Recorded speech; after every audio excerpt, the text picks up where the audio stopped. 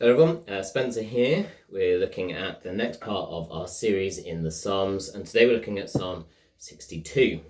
In Psalm 62, we see that David, the writer of the psalm, is speaking about an inner peace.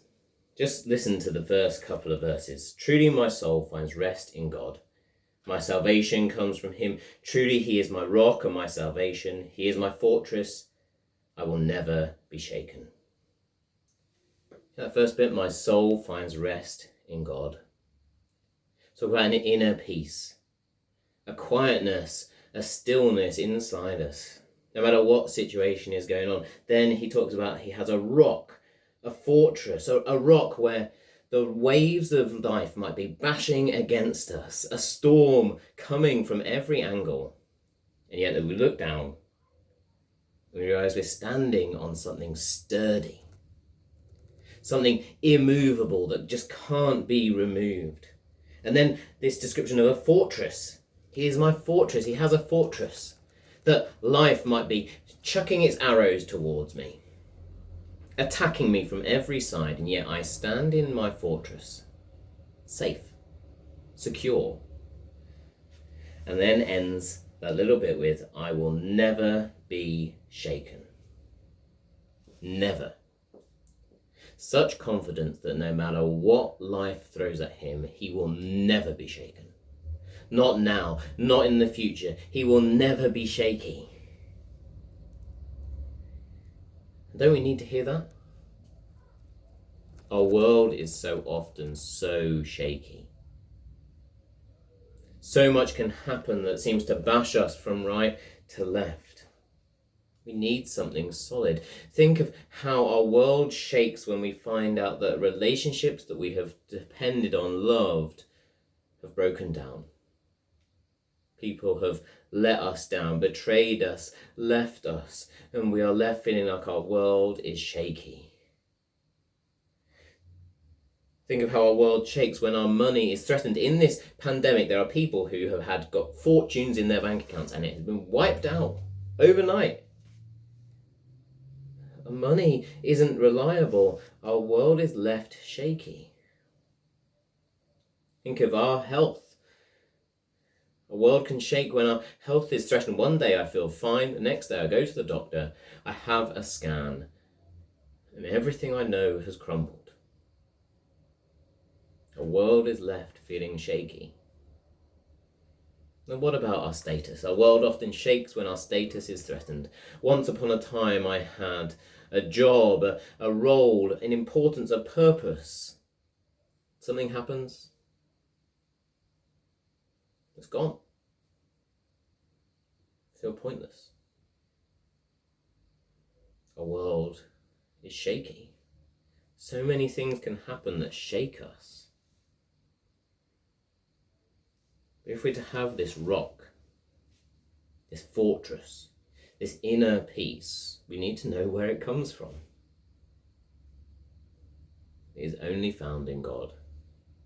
Listen to how David describes it. Listen out for who he's talking about.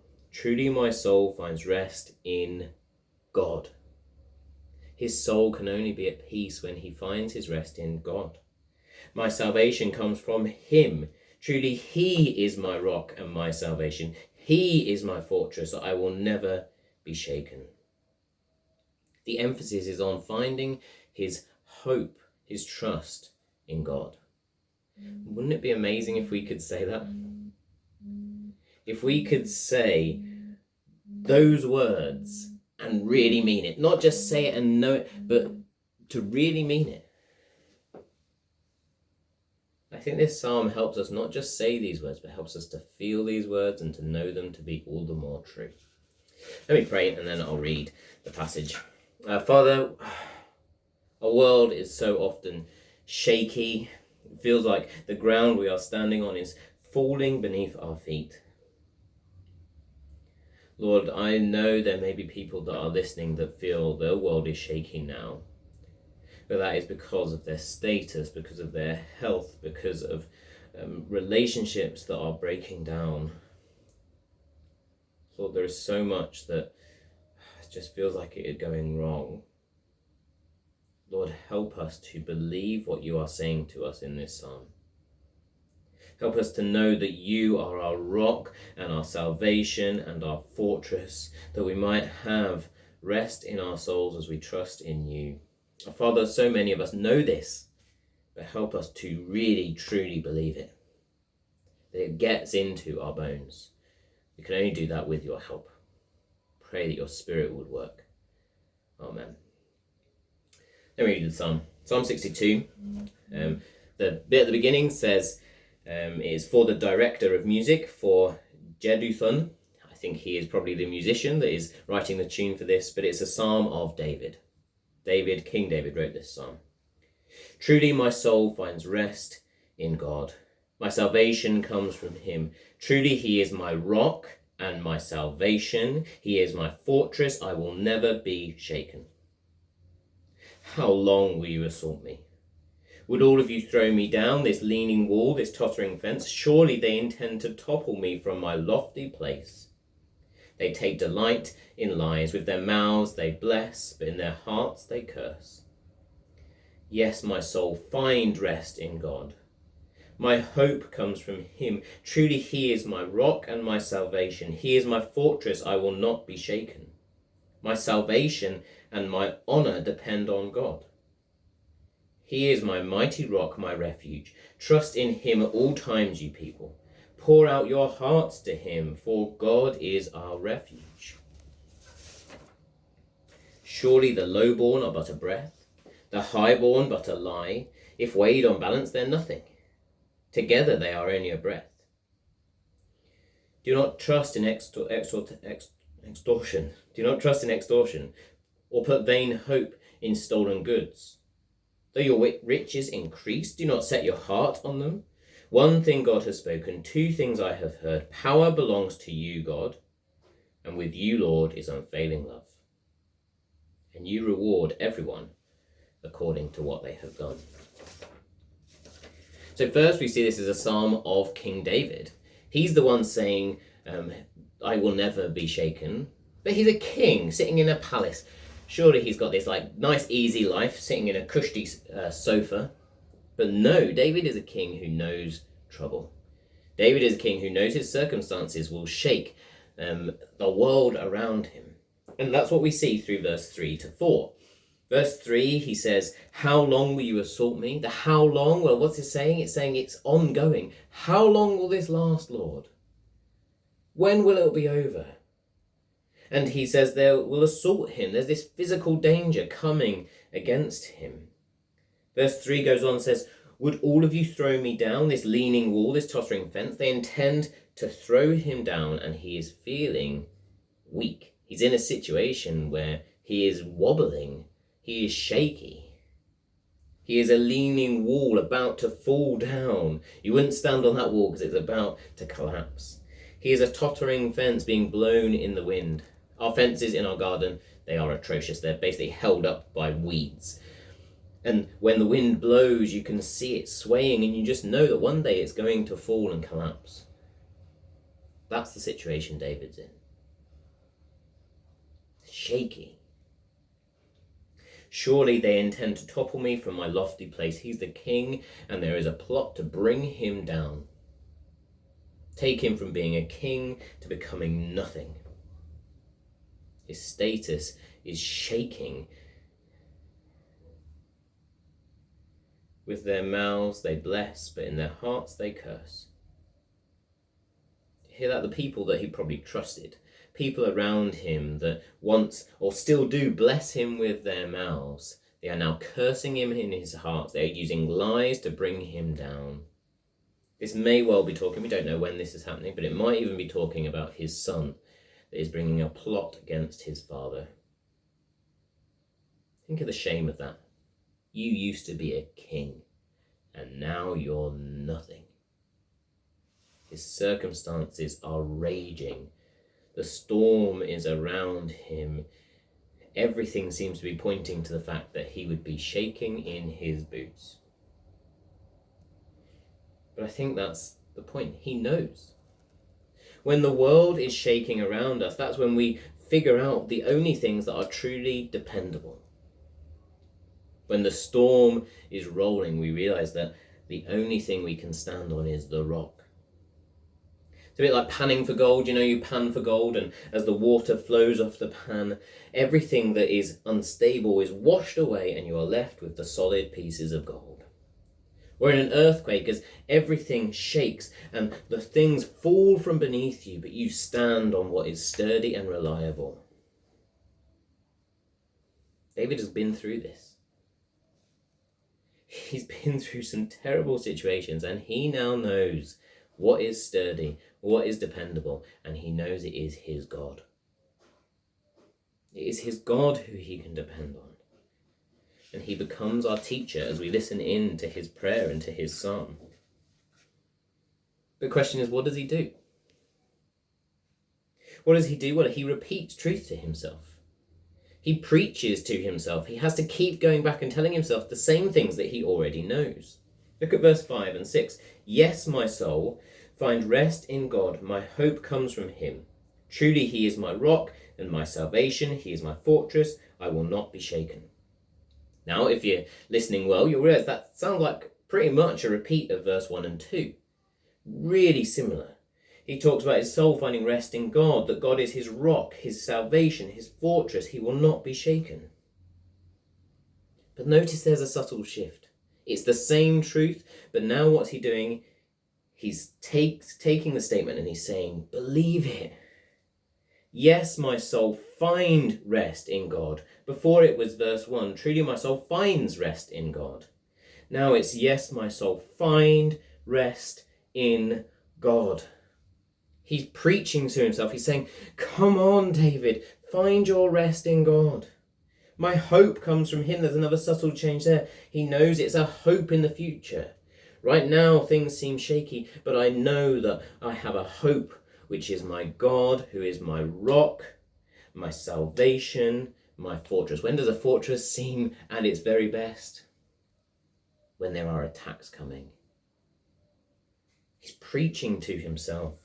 And we need to do this. You see, when things in life are shaky, when things are going wrong, I think we know the right answer as Christians. So many of you listening will know the truth. You might even say, I know, I trust that God's in control. I know he's my rock. There is a difference between saying it and then feeling it in our bones. Knowing it deep in our heart that our soul, our inner self, is at rest. And the way that we make it true to ourselves is we keep coming back and we speak the truth to ourselves day after day, moment after moment. Find rest in God. David then gives us an example of that in verse 7. My salvation and my honor depend on God. He's reminding himself of what is true. He says, my salvation, and that word salvation is translated particularly as safety. He's saying my safety depends on God. My safety depends on God. There are attacks coming from outside. There are lies being spoken about me, but my safety depends on God. I will not be shaken because my safety depends on him. I may lose my life. I may lose my status, but my safety depends on God. He repeats it to himself. It's how repetitive this psalm is because he needs to hear it again and again for it to soak into his heart, to marinate like a bit of meat that has to sit in the juices so that it takes it into itself. He says, my honor depends on God. His status depends on God. He knows that he could soon be the one who once was king, thrown down, nothing, in a cave, the one who is in a palace now in a cave. And what does he say? He says, my honor depends on God. My honor depends on God. He knows he might be seen as a nobody by the world, but he knows his God knows him, his God loves him, and one day his God will raise him up, dress him in royal robes again. This is really important for us. When we are feeling shaky, we must preach to ourselves what is true. Preach it until it feels true. When our health is threatened, we must return and say, God is my hope. Even if this illness cannot be taken from me in this world, even if I know I will suffer, and even if I know that death is just round the corner, preach this to be true. It is in God who I trust. He has the power to raise me again. When we lose our purpose, our roles, whatever it might be, we remind ourselves that our honour comes not from what we do, but it is given to us by God. Preach it to ourselves. Pray it through. Ask God to open our hearts so we would know it to be true. And then secondly, David he reminds others that everything else is shaky. Verse 8, he says, trust in him all times, you people. He's been speaking to himself and now he talks to the other people. Pour out your hearts to him. So he says, trust in him at all times. He's saying, you people, trust in him no matter what's going on in your life. At all times, trust in him. And then he says, pour out your hearts to him. Now, this is talking like of desperate prayer, but that desperate prayer is actually an expression of trust. Think of Hannah. Hannah in 1 Samuel, she wants to have a child and she goes and she prays in desperate prayer. What's she doing there? She's praying, yes, but it's also an expression of trust. She's saying, I can't do this myself. I need to trust you to do it. Need your help. So David says, trust in your rock that is God. Trust in your fortress that is God. Trust in the one who gives you salvation. But then David doesn't just leave it there. He then warns them not to put their trust in other things. Because when the world starts feeling shaky, we search around for things to grab onto, things that we think will make us feel secure and sturdy. And he warns them, he says, preach the truth to yourself and don't stand on something that's wobbly. Don't go standing on jelly. There's a rock that's on offer. He takes aim at what we might put our trust in. He takes aim first at trusting in other people. Verse 9, surely the lowborn are but a breath, the highborn but a lie. If weighed on balance, they are nothing. Together they are only a breath. Notice he's saying breath. This word means vapour, like a cloud that you can't grab hold of. It's the same word in Ecclesiastes that is translated as meaningless. It's here one moment and gone the next. All human life is like that. It's like a breath. There 1 minute, gone the next. 70 years, 80, 90 at most, gone like that. Whether you are high or whether you are low, our lives just like vapor. They go. He's saying don't trust in men and women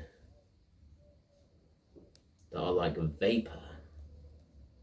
Trust in God who is a rock. He wants to show them that to trust in people is like grabbing on to a cloud when you can stand on a rock. And then he takes aim at the other thing that we often go to, which is money and stuff. Do not trust in extortion or put vain hope in stolen goods. Though your riches increase, do not set your hearts on them. Taking aim at particularly goods that are taken by ill means, stolen goods. But he's talking about money in general. Look at your riches increase, don't set your heart on them. Taking aim at riches generally. And what's interesting is that word vain hope. Vain is actually the same word that's used just above for breath, for vapour. Our hope in people just disperses because they can't hold on to what we need. But it's the same for our money. If our hope is put in money, it is like grabbing on to a cloud. It's vain, useless. It can't hold on to what we want it to. And notice it's even as it increases.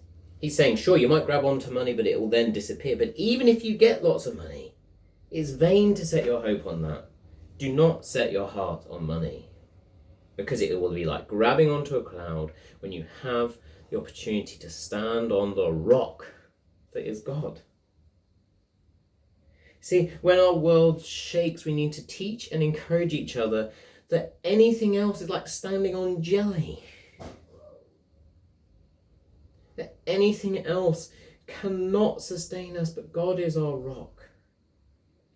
We must highlight to one another that a bigger house is not going to be able to keep you sturdy when the world shakes. That more praise is like grabbing onto a cloud when the world shakes.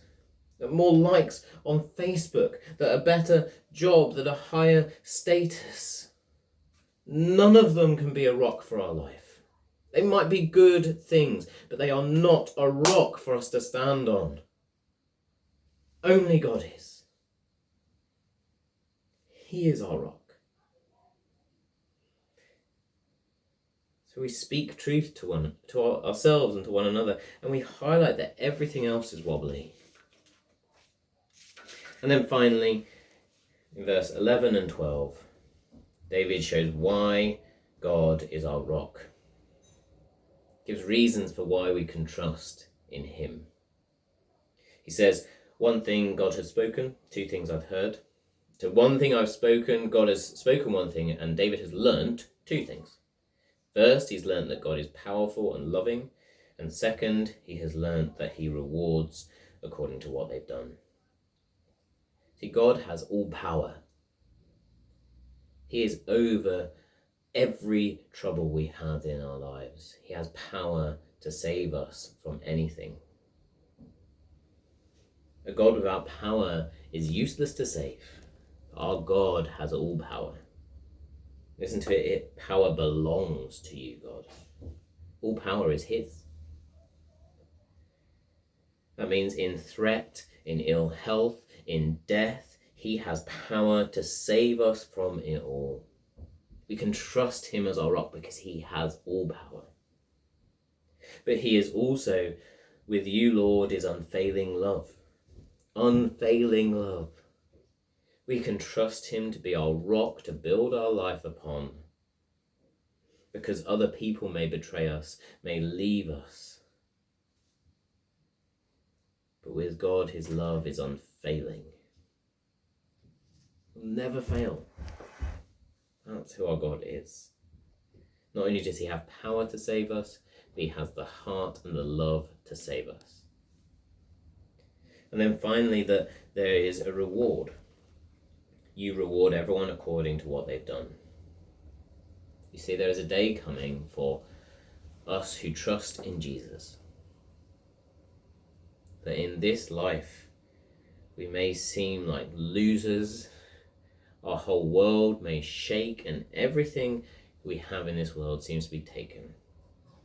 There is a day coming when God will declare in the heavenly realms, you are my son, my daughter.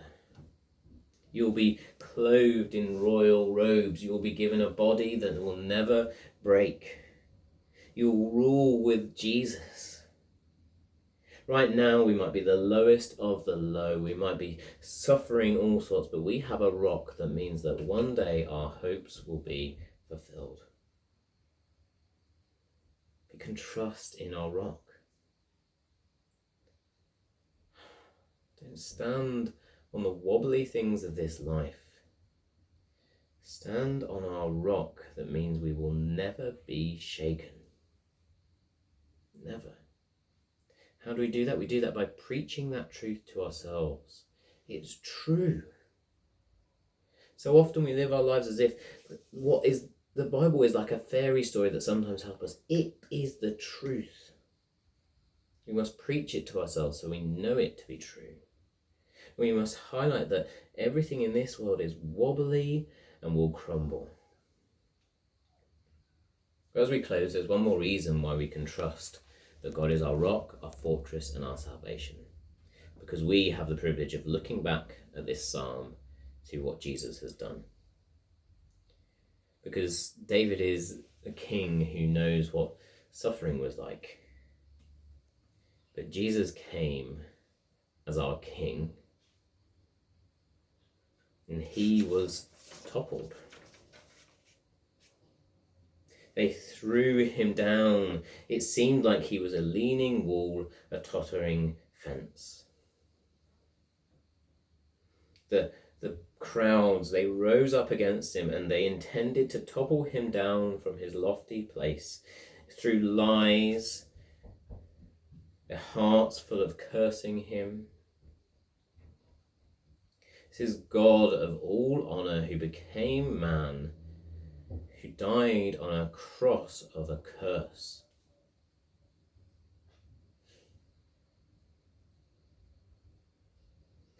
God who made all, who dies. His life is taken from him.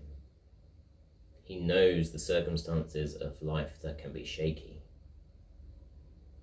But he did it voluntarily so that we could have salvation that is not deserved, so that we could have honour that we have not earned, so that we can have hope, that reward at the end of the psalm can be ours, not because of what we've done, but because of what he has done. That as we trust in him, we get the reward that was his. We stand on him. He is now our rock, who is sturdy because we have seen what he's done.